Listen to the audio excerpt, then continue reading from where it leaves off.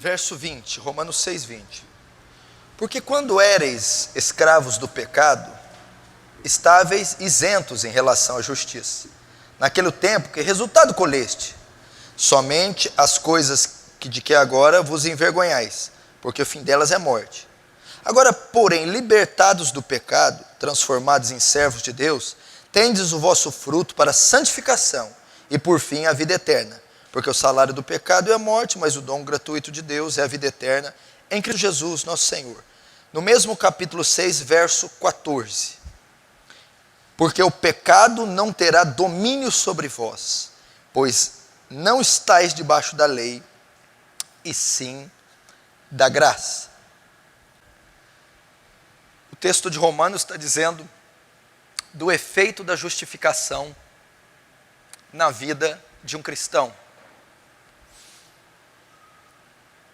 Ele é perdoado do seu pecado, ele é considerado justo diante de Deus, e depois disso ocorrer, começa o processo de santificação nele, findando com a glorificação, que é o que nós lemos, a vida eterna.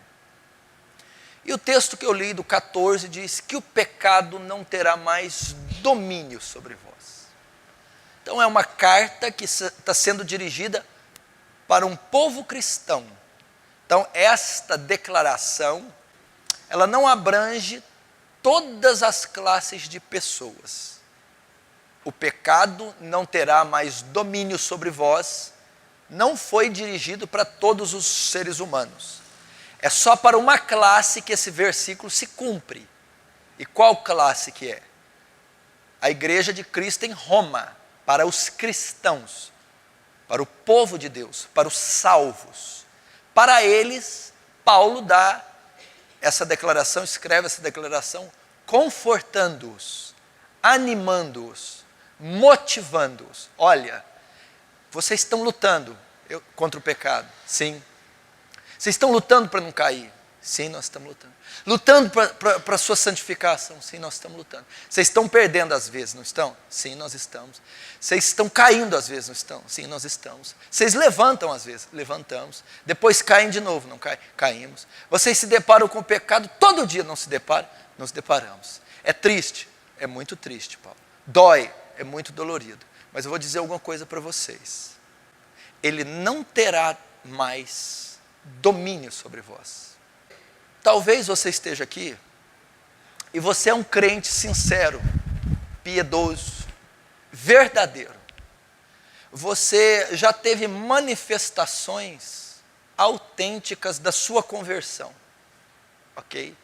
Você deve se lembrar a primeira vez que você foi evangelizado. Você deve se lembrar o dia da sua conversão, aquele dia que o evangelho alcançou você, que a graça alcançou você. Você se quebrantou, se arrependeu dos seus pecados e aquele dia você se converteu. Mas passado algum tempo, o evangelho lhe fez algumas promessas concernentes ao seu pecado. E você viu que após a sua conversão, essas promessas não se cumpriram como você esperava, com relação a esse texto. O que eu estou dizendo? Quando você se converteu, o que eu quero dizer? Você esperava viver livre de alguns pecados. Esperava ser liberto de alguns pecados. Esperava vencer os desejos da carne. E você viu, até que num primeiro momento você conseguiu dominá-los. Você até imaginou que eles tivessem vencido eles.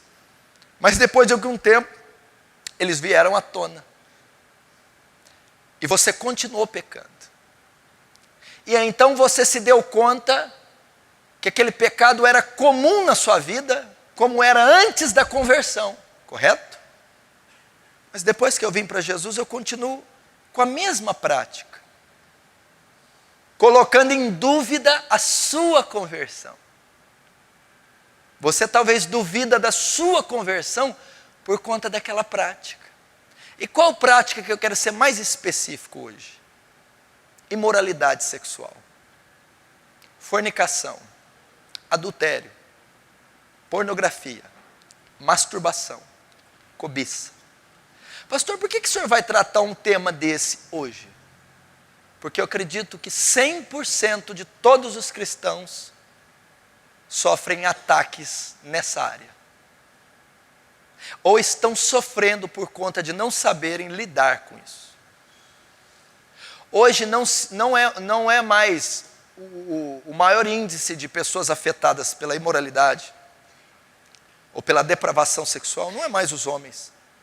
Hoje nós temos o equilíbrio. Tanto homens como mulheres de qualquer idade sofrem também com tentações na sua área sexual. E é triste saber que isso existe, mas isso existe. Há pessoas dentro da igreja que professam a fé que lutam com o homossexualismo. Desejo pelo sexo oposto. Elas se batizaram, elas creram, elas até ocuparam um cargo. E quando pregaram para elas, elas tinham o desejo homossexual. Talvez tinham a prática homossexual. E ensinaram para ela que após a conversão, o desejo homossexual é extinto no mesmo instante. Após a conversão, o desejo homossexual é destruído, extirpado, arrancado. E essa pessoa, depois que se converte, ela tem, talvez por causa de uma sugestão emocional, talvez por causa de um êxtase, de uma euforia por causa do batismo, da conversão, da mesa, da santa ceia, da comunhão, ela até tem aquele desejo restringido do homossexualismo. Mas depois que passa um tempo de caminhada, ela talvez até se casa, ela talvez até tenha filhos. De repente o desejo nasce novamente. E ela começa a ser tentada dentro do casamento pelo sexo oposto. Começa a ter atração por homem, ou por outras mulheres, se ela for mulher. E apesar de ser um homem ou mulher honestos, fiéis aos seus cônjuges, à sua fé, se for solteiro, a pessoa que quer se preservar pura, quando ela se dá conta que o desejo ainda está nela, eu não me converti. Eu não devo ter sido salvo de fato. Porque me prometeram que na conversão esse desejo seria extinto. Outros lutam com a pornografia. O desejo compulsivo pelo prazer ilícito. Pornografia, cobiça. Desejos sensuais que acumulam na mente pensamentos imorais.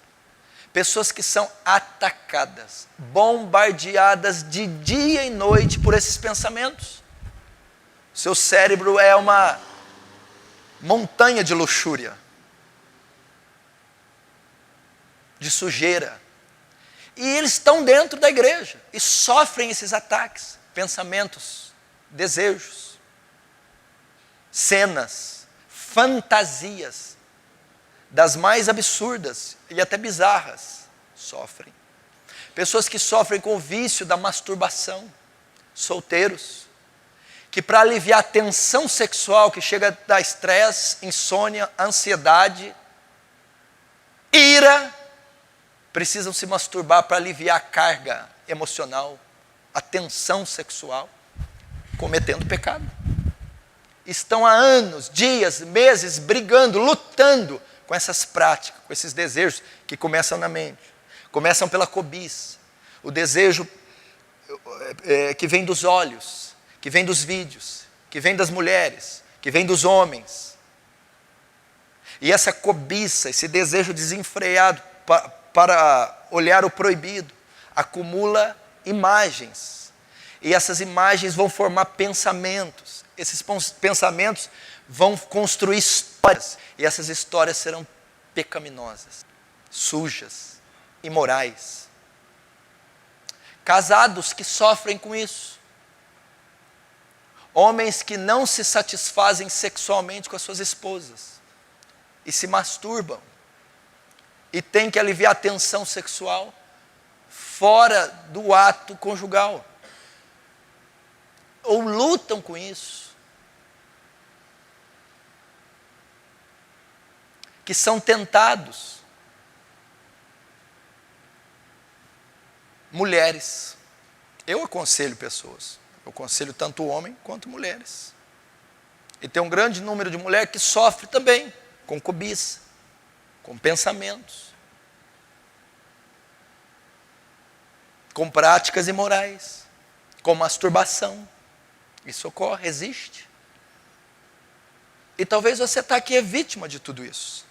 Talvez você tenha 15 anos, é homem. Talvez você tenha 13, é menina. Talvez você tenha 40, é homem. Talvez você tenha 60, é mulher. Talvez você tenha 50, 35, 20, 12. Talvez você se converteu um mês. Talvez se converteu a 20. Talvez você não se converteu. Mas o fato é que nós estamos sendo bombardeados por isso diariamente. A lascívia, a concupiscência dos olhos, a concupiscência da carne, o desejo pelo proibido, pelo ilícito. E talvez, por conta do bombardeio que você está sofrendo, seja pensamento, seja desejo, seja até o ato, que muitas vezes um bombardeio te leva à queda. A queda é o ato consumado. É o ato consumado, é você aliviar a tensão sexual de maneira ilícita, pecaminosa, suja. Isso te leva a pôr em xeque sobre a sua conversão. Te faz sentir um monstro, uma criatura imunda, uma criatura suja, uma criatura não amada, uma criatura indigna, uma criatura que não tem paz. Se tem uma área que isso afeta, principalmente a imoralidade sexual, todos os pecados de algum modo nos afetam.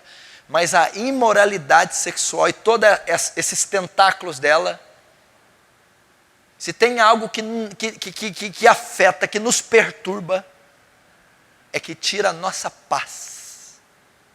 É um conflito interno tão denso, tão intenso, tão devastador, que só quem passa para falar. Traz perturbação, traz desespero, traz desânimo, traz descrédito, tira a paz, tira o sono, tira a alegria, tira o prazer cristão, tira o vigor cristão, tira a força cristã. Por quê? Porque os pecados de imoralidade estão na lista dos pecados que mais trazem culpa, acusação, julgo, fardo. E alguém culpado não tem paz. Alguém que sente acusado não tem paz. Não tem confiança. Não tem segurança. Não consegue dormir bem. Não consegue desfrutar da graça de Deus, do amor de Deus, do santo evangelho.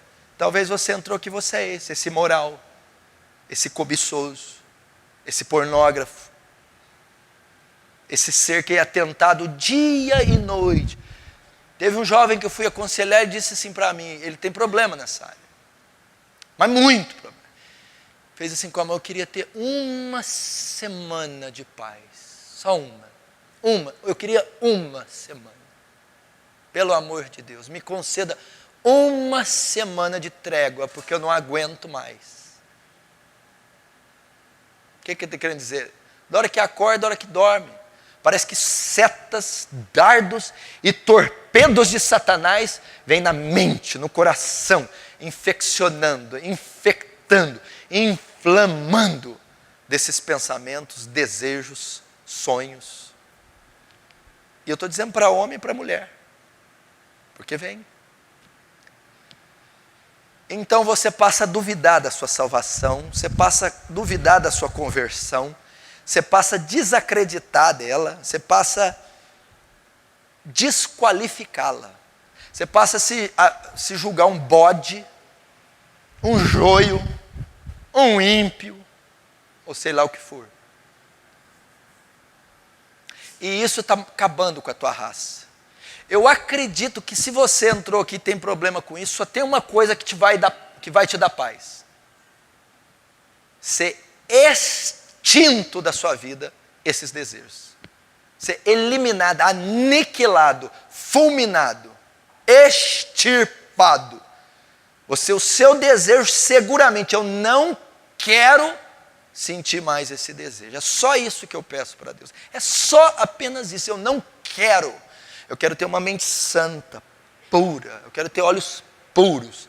Eu quero orar pelos meus dedos e não pensar que está descrito em Isaías 59. Seus dedos estão sujos de sangue.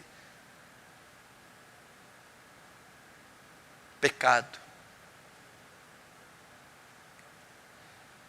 Aí isso não acontece, você fica esse cristão.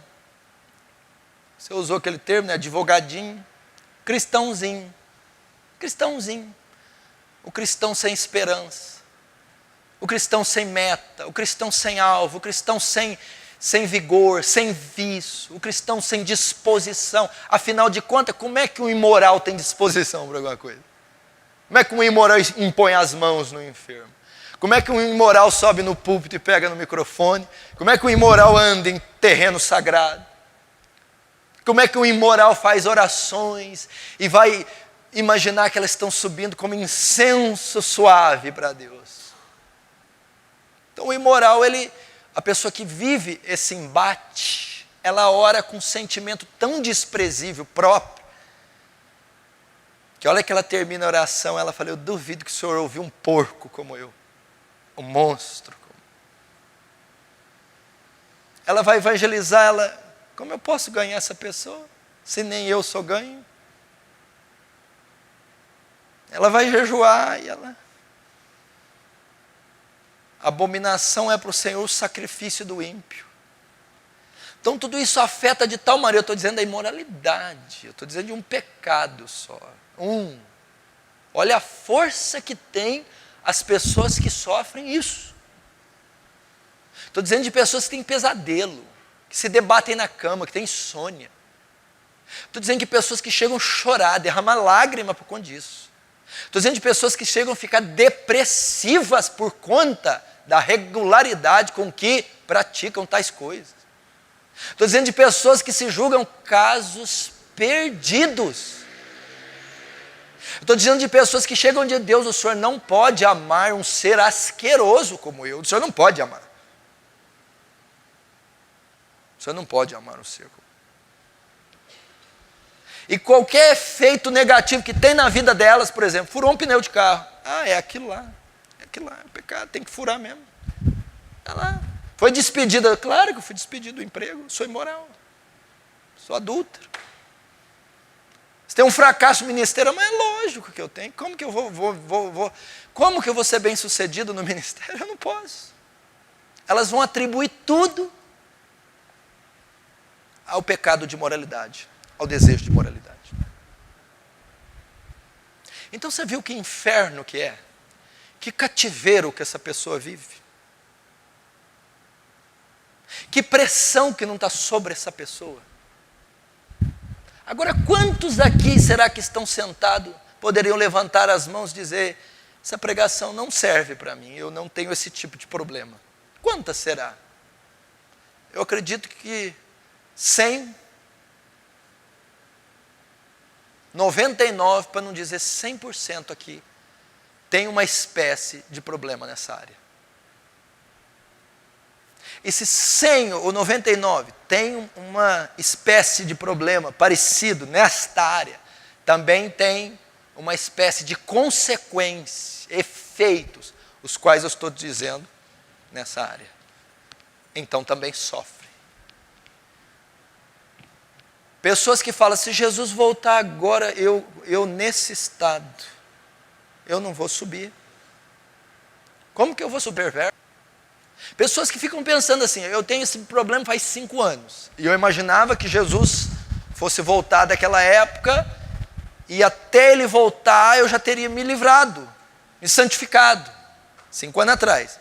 Passou 5 anos, não aconteceu nada, eu estou com o mesmo nível, mesmo teor de moralidade, eu já não acredito que eu possa mais ser salvo. Eu pensei que com o passar dos anos eu ia me livrar. E ao me livrar, eu iria me considerar salvo. Rapaz, eu não me livrei. 5 anos depois de tomar ceia, ministrar, pregar, fazer, ter experiências aqui, acolá e passar, eu continuo com esses desejos. Eu não posso ser salvo.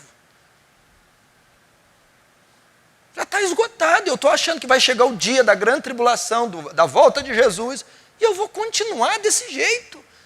Jejum após jejum, fracassado. Oração após oração, fracassado.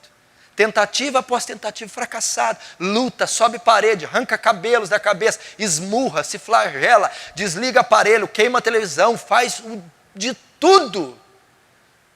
Aí sabe o que vai entrar? A última etapa. Jogar a toalha. Eu não venço. Eu não sei. Então esse é o sentimento que rege muitos corações. E talvez essa história da sua vida, quer homem, mulher, jovem ou velho, você sofre esse tipo de ataque, tentação, desejo, impureza, queda, e é uma bateria, um flagelo. Eu não estou falando de um negócio aqui ou aqui acolá, não. Estou dizendo de uma história de vida, um estilo de vida. Estou falando que eu estou falando não é brinquedo, não. Estou falando que é o todo o tempo, é o outdoor, cartaz, internet, mulher, pessoa, parente, todos os lados, o pecado, a cobiça e a lascívia, tentando. Depois, pensamento, sentimento, cenas, visão, imagem, todo o tempo, é um bombardeio do inferno. E como sofre a pessoa que luta ou lida com isso? Como sofre? Eu estou falando de cativeiro. Sabe o que é cativeiro? Prisão, masmorra, cadeia, correntes e bolas de aço nos pés, escravidão. Talvez você fale, pastor, é uma escravidão. Como é que tem pessoas que eu acho que se me procurar, só pastor, eu não sou feliz só por causa da área que o senhor pregou. Eu não posso ser um homem, eu não tenho condição de ser feliz. Por conta desse sentimento, Não é verdade? Você pode ver essa pessoa, ela tem um viés depressivo. Ela tem um perfil, ela tem uma tendência depressiva. É um sorrisinho de lado. É aquele esforço para ficar bem. Por quê? Porque esse tipo de desejo, de situação, não nos dá alegria.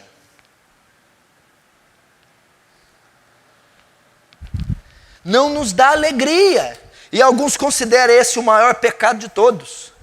Porque é um pecado que deixa marcas no corpo, que deixa manchas, cenas, resíduos, que lateja. Então é um pecado que, quem peca contra o corpo se prostitui. Deus destruirá aquele que destruiu o templo do Espírito Santo. Tem gente que acha que destrói o templo do Espírito Santo bebendo, fumando. Não. É a prostituição, é atender o desejo sexual ilícito, que é a forma de destruir o templo do Espírito Santo. E o que acontece? Vamos aprender aqui. Você precisa aprender 3 ações de Deus, 3 processos para Deus libertar pessoas do pecado. Primeiro, Deus liberta a pessoa da culpa do pecado. Segundo, Deus liberta a pessoa do poder do pecado. Depois, por último, Deus liberta a pessoa da presença do pecado. Primeiro, Deus liberta da culpa do pecado. Segundo, Deus liberta do poder do pecado. Terceiro, Deus liberta da presença do pecado. Se você aprender essas 3 coisas, você nunca mais verá o seu problema como antes. E se eu tiver graça de ensinar, né? Você nunca mais lutará, lidará ou verá o teu problema da imoralidade da mesma maneira. Então, há 3 processos para Deus libertar pessoas do pecado. Primeiro, Deus liberta da culpa do pecado. O que é Deus libertar da culpa do pecado? É o processo que é chamado de justificação. O que é isso? É aquele tempo que você se converte. É o período que você aceita Jesus, que você ouve o Evangelho, que você professa fé simples em Deus, que você se arrepende dos seus pecados. Nesse momento, quando você ouve o Evangelho, quando você ouve a palavra, quando você crê em Jesus e se arrepende, nesse momento ocorre a obra de conversão.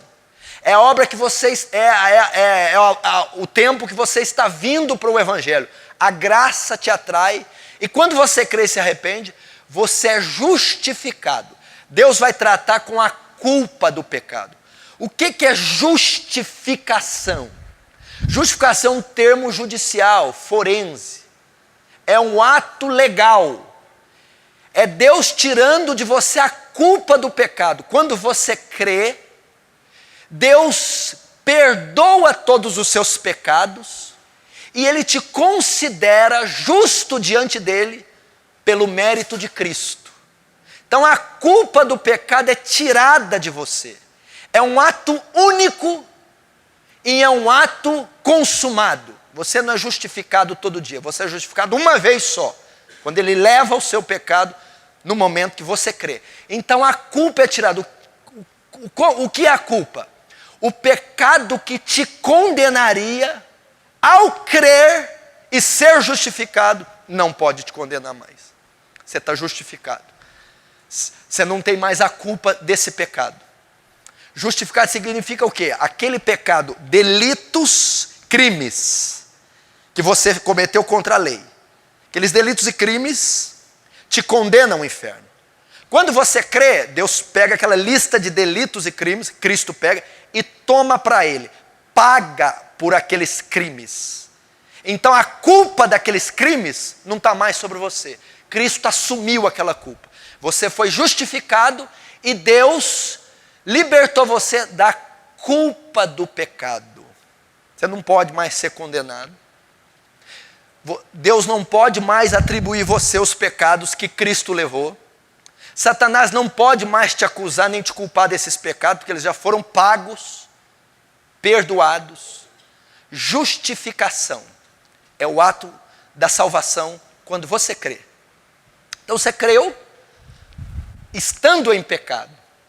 Aqueles pecados estavam sobre você e a culpa deles estava sobre você, ok? Diante do tribunal, o juiz ia dizer, culpado, sentença, lago de fogo. Primeiro, então, Deus vai tratar dessa culpa. Como? Quando você crê, justificado, considerado justo diante de Deus, considerado sem pecado diante de Deus, considerado perdoado dos pecados diante de Deus, pelo mérito de Cristo, não pelo seu, pelo que Cristo fez. Então a culpa removida, a cédula de dívida que era contrária a nós, foi rasgada e cravada na cruz. Então não tem cédula. Quando chegarmos diante de Deus, não vamos ser condenados. Quem tentará acusação contra os escolhidos de Deus? É Deus quem os justifica. E quem os condenará? Foi Cristo quem morreu, ou antes ressuscitou, está sentado à direita de Deus Pai e intercede por nós. Então não pode mais haver culpa sobre os salvos. É uma doutrina que chama imputação. Olha que coisa linda, vamos entrar um pouquinho nela. Vamos entrar na doutrina da imputação. Quando você crê, para que você não seja condenado, o seu pecado não pode estar sobre você, correto? Se o seu pecado está sobre você, você é culpado. Se você é culpado, tem que ser condenado. Quando você crê, Deus imputa o seu pecado em Cristo. Ele tira o pecado de você, não a prática, mas ele tira a culpa daquele pecado, o preço daquele pecado, a sentença, e ele imputa sobre Cristo. Então ele remove de você a culpa pelo pecado e lança em Cristo, imputação. Então quando Deus vai condenar você, Ele não pode mais condenar, porque o seu pecado foi lançado em Cristo. Quando Ele olha para você, você está justo, sua dívida paga, você está quitado. Ele não pode mais te culpar, você não pode mais ir para o inferno, você não pode mais ser condenado. A culpa foi tirada, foi lançada em Cristo. Por isso que na cruz, Deus mata Cristo, despeja a ira sobre Ele. Por quê? Porque para não condenar você, Deus condenou o Filho. Porque o pecado que te condenava foi imputado em Cristo. Então Deus despeja a ira em Cristo e não em você. Porque Ele não pode mais te condenar, não pode mais te mandar para o inferno, não pode mais te culpar. Porque quando você creu, Ele imputou o pecado, o seu pecado em Cristo. Só que isso não é suficiente para você ir para o céu, sabia? Ué, como assim? Não, no máximo te livraria do inferno, você não tem pecado. Você foi perdoado, porque o seu pecado foi lançado em Cristo. Mas para o céu você não pode ir, porque não tem mérito para você ir. A doutrina da imputação tem que continuar. Como que você vai para o céu? Enquanto que o seu pecado é imputado sobre Cristo, a justiça de Cristo é imputada sobre você. A fiança que está na conta de Cristo, para você sair para o céu, Cristo transfere para a conta dele. Então a justiça, o mérito, as qualidades, virtudes de Cristo é imputada diante de você. E quando Ele imputa a justiça dele sobre você, Deus olha para você como justo. Pode vir para o céu. É assim que alguém é salvo. É assim que alguém é perdoado. Então Ele remove a culpa. Você creu?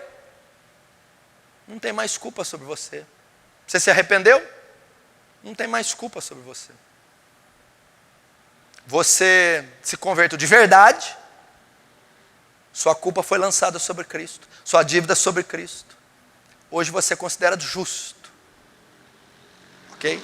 Então, primeiro, Deus trata com a culpa do pecado. Segundo, Deus agora vai lidar com o poder do pecado. Vai libertar da culpa, agora do poder. Aí você fala, foi muito bonita a sua retórica, pastor, muito joia. Mas daqui meia hora eu estou na frente do computador e o diabo está lá dançando de cinta liga na minha frente.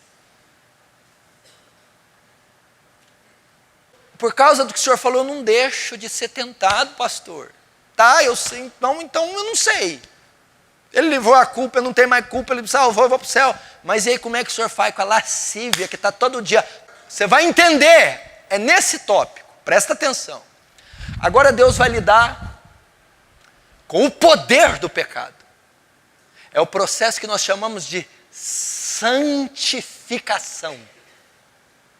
É um ato que ocorre logo após a justificação. Quando o homem crê, a culpa é tirada. Ele é perdoado, considerado justo, salvo. Depois que ele é justificado, agora ele vai ser santificado. Deus libera da graça, do Espírito Santo, para purificar aquele homem. Santificar aquele homem. Santificar significa separação. Purificação. Agora, você vai entender. Começa esse processo na vida do homem. E esse processo, o que você entende? Parar de se masturbar. Santificação. Parar de cobiçar. Santificação. Parar de pensar. Santificação. Parar de ter esses desejos, vou usar um termo que você deve estar com vontade de falar, desses desejos vagabundos. Hã? E quando você não está sendo santificado, você pensa, não fui justificado. Agora presta atenção, você está confundindo santificação com glorificação. Santificação não é a remoção do pecado na sua natureza. Santificação é o domínio, a mortificação da sua natureza. Santificação não é expurgação do pecado, não é ausência do pecado. Santificação não é a vitória completa sobre o pecado, é o domínio sobre a natureza que deseja pecar. E nem sempre nós a dominamos, por isso continuamos a pecar. Santificação não significa impecabilidade.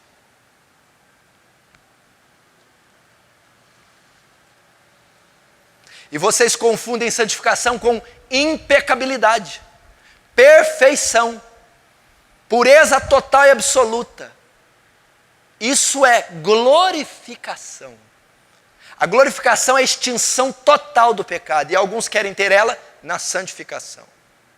O que ocorre? Por que muitas pessoas são frustradas? Realmente, muitos casos de homossexuais se convertem, no ato de conversão, são livres do desejo pelo mesmo sexo. Realmente, prostitutas, na sua conversão, no ato de justificação, são completamente santificadas, extinto. Outros imorais, fornicários, pornógrafos, etc., são feitos, mas a maioria dos casos não é feito. E a pessoa vai sofrer uma luta e uma tentação para o resto da vida. Isso não quer dizer que ela não foi salva, não quer dizer que ela não foi justificada. Há homens casados, pastores, que são tentados a olhar por outra mulher pela segunda vez. Há homens santos, piedosos, puros, que são tentados a ter pensamentos imorais com mulheres. Há homens santos, probos, casados, que são tentados a ter pensamentos ilícitos de atos sexuais com outras mulheres. E tem que reprimir esses desejos, lutar com esses desejos. São tentados a olhar, são tentados a pensar, são tentados a fazer. Mas presta atenção, ser tentado é diferente da prática. Ninguém vai ser condenado por ser tentado. Você pode ser tentado 24 horas e outro irmão ser tentado 1 hora. Esse irmão que é tentado 1 hora só, não é mais santo que você. Você que se é bombardeado o dia inteirinho e o outro não é nem um dia, não quer dizer que ele é mais santo que você. Porque o que vai condenar é o atender o desejo, é a prática do pecado. Ter o pecado como estilo de vida, prática contínua, diária do desejo. Isso é pecado. Isso condena. Isso pode provar que você não é salvo. Agora, ser tentado diariamente não é pecado. É o processo de santificação, está dando aí. Mas eu não estou entendendo onde que a santificação está entrando. É quando você se dispõe a lutar contra o desejo. Santificação.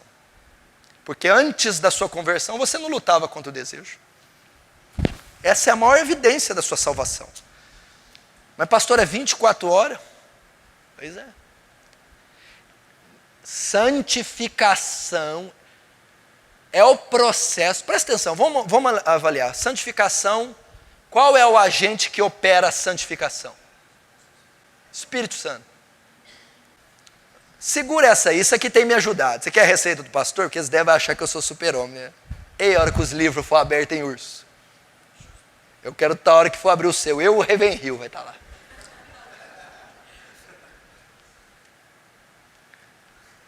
O que quer ver aí? Abre desse menino aí. Pode abrir o livro desse menino aí. Qual que é o agente? O Espírito Santo. Sabe o que é a santificação? Tem mais ou menos 9 frutos do Espírito Santo em Gálatas 5, ok? Um dos frutos do Espírito Santo chama domínio próprio. Ele está totalmente ligado com a santificação.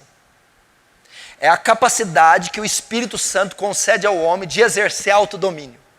Quando as pessoas leem aqui lá e interpretam equivocamente ou limitadamente, elas entendem que é um fruto usado para conter os meus surtos de ira. Não. O fruto do Espírito Santo, chamado Domínio próprio é a capacidade de dominar suas faculdades, seus desejos, seu velho homem. Ele é um agente na obra da santificação. E como eu consigo utilizar esse agente para eu mortificar aquilo que não vai ser expurgado, vai ser mortificado? Vou dar um exemplo. Homem tem desejo ilícito por mulher. Quando é que homem vai deixar de desejar mulher? Nunca. Mas nunca. Entendeu? Agora o que é a santificação? Deus dá a condição de mortificar aquele desejo e não atender. O dia que aquele desejo sair, ou não é homem, eu não sei o que aconteceu. Eu estou falando sério, é porque tem gente que tem uma mística. Pastor Paulo, quando eu converter, for batizado no Espírito Santo com línguas estranhas, eu não vou sentir mais desejo por ninguém. Então você fez lobotomia, filho. Arrancou o cérebro. Sabe, pastor Paulo, eu sonho com um dia que eu vou ficar diante de uma mulher, não vou sentir nada. Então, filho, desviou da masculinidade. Tem gente que pensa aí, por isso que é frustrado. Eu achei que eu ia ser o super-homem. Não existe. Se você é homem, está sentindo desejo por mulher, graças a Deus. Ser santo não é perder o desejo. Ser santo, guarda aí, é dominar o desejo. Ser santo não é extirpar o desejo, é dominar o desejo. Porque se Deus tirar o desejo, você perde a característica imagem e semelhança de Deus. Você passa a ser um boneco, animal. Tem que ter suas faculdades completas, dominadas pelo Espírito Santo. Santificação. Agora o que ocorre na santificação? Ela não é perfeita. Pode estudar, isso é teologia. Ela é incompleta e ela é imperfeita. Eu vou cair. O apóstolo Paulo, que a santidade dele, você não vai alcançar o micróbio do pé. O apóstolo Paulo. Entendeu? O bem que eu quero fazer, eu não faço. E o mal que eu não quero, me pego fazendo. Vira e mexe. Paulo. Então ele está dizendo que a obra da santificação ocorria nele. Mas não era perfeita nem completa. Nossa, isso não dá paz. Isso dá paz. Então eu sou tentado, bombardeado o dia todo, mas Deus me dá condição para não atender o desejo. Santificação é isso. Agora como que eu sei que o processo de santificação está ocorrendo em mim? Porque agora eu restringo, eu luto, eu combato para mortificar aquele desejo mediante o Espírito Santo ao fruto chamado domínio próprio. Aí o que acontece? De vez em quando eu caio, de vez em quando eu falho, de vez em quando eu erro. Isso não quer dizer que eu não sou salvo, que eu não fui justificado, que Deus não me ama, porque a santificação é imperfeita. Ela não significa impecabilidade. Ela não significa pureza completa e total. Se você está vivendo esse quadro, meu irmão, não deixa Satanás te acusar. Deus ama você. Você é um crente fiel, honesto, puro. Você está lutando contra isso. Meios da graça na santificação.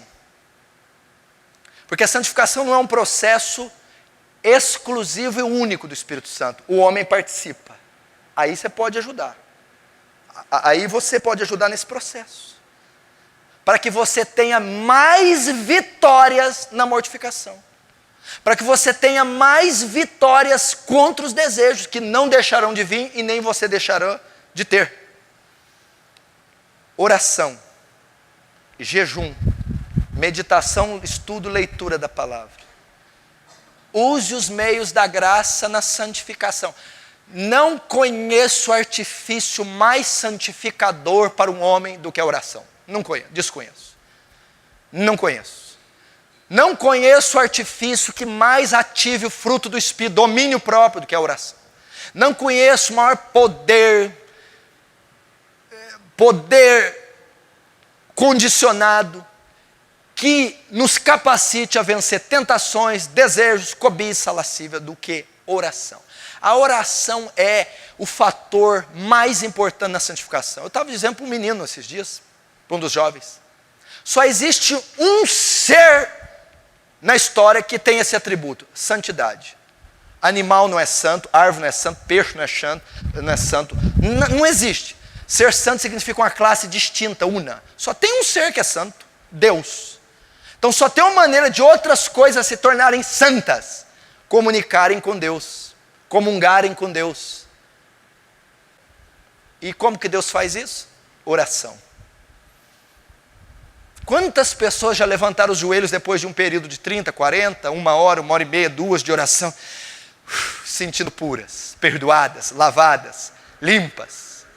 Porque a oração tem esse poder expurgador, santificador, que robustece os frutos do Espírito e faz você, não vos veio tentação maior que possa suportar, junta com ela o escape. A palavra santifica, pastor. Ele diz assim: vós já estáis lavados pela palavra que vos tenho dito. Santifica-os na tua verdade, a tua palavra é a verdade. Tem dias que você está lendo trecho das escrituras que arde teu peito, te causa temor, repulsa do pecado e te fortalece para ter nojo do pecado na leitura. De repente você comete um pecado, comete alguns pecados e começa a ler, e vai te dando uma ira contra o pecado, uma força contra o pecado, uma repulsa pela leitura. E consequentemente uma força para evitar o próximo ataque. Leitura. E jejum é o que complementa os 3. Jejum é a mortificação física da carne. É a abstenção de um alimento para se dedicar à oração. É o momento que você tem comunhão plena com Deus, se santifica, eleva a sua espiritualidade. Isso é fantástico. Nesse interim, nesse processo, nesse miolo, nesse fritar de ovos, há quedas, há falhas, completamente. Perfeitamente. Vou te dizer algo que vai te ajudar mais ainda. Jesus passou pelo que você passou. Em tudo foi tentado. Imagina, anda a carne, a pedra virar pão aqui, mata a sua fome.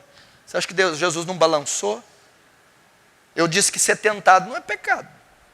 Jesus não cedeu, não pecou. Mas Jesus sofreu o desejo, mas resistiu. Olha os reinos agora, vem cá ver os reinos. Você é homem, você tem 30 anos, olha aqui o que eu posso te dar. Foi tentado na sua soberba. Pula daí e mostra quem você é. Você não é o filho de Deus? Mostra quem você é. Os nervos podiam estar estatalando. Então talvez os seus nervos estão estatalando, sua química está... Isso não quer dizer que você não é santo, que não é justificado, que você não é salvo. Absolutamente.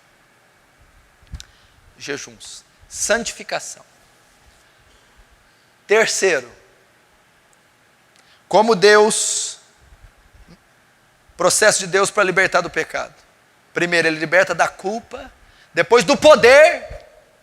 Por isso que Paulo falou, o pecado não tem domínio sobre vós. Depois, ele livra da presença do pecado. Justificação, santificação. Agora, é o que você está pensando que vai ocorrer agora. Glorificação. O que é glorificação? É o processo que vai se dar só quando você morrer ou quando Jesus voltar. O seu corpo vai se imacular. Aquilo que é corruptível vai se revestir de incorruptibilidade. O que é incorruptibilidade? Impossível de ser corrompido. Impecável, não pode pecar mais. E aquilo que é mortal se revestirá da imortalidade. Nesse momento Deus trata com a exclusão do pecado. Glorificação é a ausência total do pecado, que vai se dar na sua ressurreição, se você morrer, ou na volta de Jesus. Aí sim você está livre do pecado. Você nunca mais vai ter um desejo no olho, na mente, no corpo. Nunca mais vai falar, não só a lascívia, esses pecados, nem um outro. Deus vai trabalhar com a remoção, a ausência do pecado. Você quer a ausência do pecado, mas você não está glorificado ainda. Ah, então o fato de eu não ter a ausência dele ainda não quer dizer que eu sou um porco, imundo, endemoniado? Não. Não. Não. Não queira, meu irmão, ser glorificado na época que você está sendo santificado. Vai haver lutas, amanhã cedinho você vai lutar. Amanhã cedinho vai passar na frente de uma loja, a TV, sensualidade vai te tentar. Amanhã na repartição sua vai passar uma moça com a roupa secretária funcionar, vai tentar, é uma guerra. Isso não vai terminar nunca. E o fato de você ter essa guerra dia e noite, noite e dia e noite, não quer dizer que você não é salvo, que não foi perdoado, que Deus não te ama. Não! É até a sua morte isso vai ocorrer. Agora, use os meios da graça, leia, jejue, ore, guarde os olhos, vigie, guarde a mente, fuja dessas repartições, saia da frente da TV, fuja do material, fuja das amizades, guarde mente, olhos, coração, guarde disso. Então você vai ter mais condição de ter uma vida em paz, uma vida sossegada, vai ter mais força e domínio contra esses desejos, e vai ter mais vitórias no confronto direto com eles. E quando você cair e falhar, você vai se lembrar que há perdão para você. Você vai lembrar que outros irmãos na fé também foram tentados, caíram, mas foram perdoados. Você vai lembrar que a santificação não é perfeição, não é impecabilidade. Você vai entender que a ausência do pecado, a remoção, só vai se dar no céu, na glorificação, na ressurreição, na volta de Jesus. Por isso não deixa o diabo te acusar. Não deixa o diabo dizer que você não presta, que você é sujo. Você pode até estar aqui e ter desejos homossexuais. Isso não quer dizer que Deus te ama menos, que você não será salvo. Apenas não atenda esses desejos. Apenas ore e busque força a Deus para não atendê-los. Você pode estar dizendo, mas eu sou casada, minha mulher até bonita, mas pastor, eu não sinto por ela. Não, meu irmão, não atenda os desejos. Isso ocorre, isso acontece. Busque a Deus graça para vencer, graça para lutar, graça para lidar. E lembre-se, para terminar, que é para te dar força. Você converteu, você creu, você nasceu de novo, você foi justificado. O pecado não terá mais domínio sobre vós. O pecado não pode mais tomar. O que significa? Você pode ter o desejo, você pode ter tentação, você pode até cair, mas o pecado não pode te tripudiar mais. Não pode ter domínio, não pode ditar as regras na sua vida, não pode ser mais forte do que a graça que é em você. E não é, e ele não tem. Porque essa culpa foi expiada na cruz e ele lhe deu graça para olhar para o pecado cara a cara, olhar nos olhos e dizer, o meu Salvador te venceu. Você foi vencido na cruz e eu tenho poder para te vencer. Então o pecado não terá domínio sobre vós. Você ainda peca? Peco. Ainda cai? Cai. Mas você não é mais escravo do pecado. Rogue a Deus as promessas. É uma promessa. O Senhor disse que o pecado não teria mais domínio sobre mim. Eu quero que esse versículo se cumpra. Não quero que desejos sejam mais atendidos. O Senhor disse que eu estou sem culpa, que ela foi levada e lançada na cruz. Remove a culpa que está em mim, o tormento. O Senhor prometeu. E o Senhor prometeu que enviaria um agente que queria me dar força para vencer os desejos. Queria me dar força para contê-los e mortificá-los. Então me os dê. Rogue pelas promessas. E descanse na graça de Deus, meu irmão. Quando você cair, quando você falhar, e você que está sendo tentado, às vezes vamos enfrentar períodos assim, de meses, semanas, ou algum ano, mas logo, logo Deus nos concede refrigério, força, depois vem de novo, e assim será sucessivamente. Mas vai chegar um dia que a trombeta vai soar, eu vou ouvir o meu nome e o seu. Um dia você vai morrer, os mortos ressuscitarão primeiro. E num abrir e fechar de olhos, isso que é corruptível se revestirá da incorruptibilidade. Isso que é mortal se revestirá da imortalidade. Quando isso que é corruptível se revestir da incorruptibilidade, isso que é mortal se revestir da imortalidade, cumprir-se-á a palavra que diz: tragada foi a morte na sua vitória. Onde está a morte, a tua vitória? Onde está o pecado, o teu aguilhão? Ora, o aguilhão da morte é o pecado, e a força do pecado é a lei. Mas graças a Deus que nos dá vitória por meio de Cristo Jesus. É Ele que nos dá a vitória, é Cristo Jesus. Firme-se em Cristo Jesus. Olhe para Ele. Você está fraco, cambaleando. Olharam para Ele e foram iluminados. Os seus rostos não serão confundidos. Confie em Cristo, meu irmão. Porque nós não temos um sumo sacerdote que não possa se compadecer de nossas debilidades, mas um que em tudo foi tentado, mas sem pecado. Chegamos confiadamente ao trono da graça para alcançar misericórdia e achar graça. Amém? Feche os seus olhos e peça a graça de Deus agora.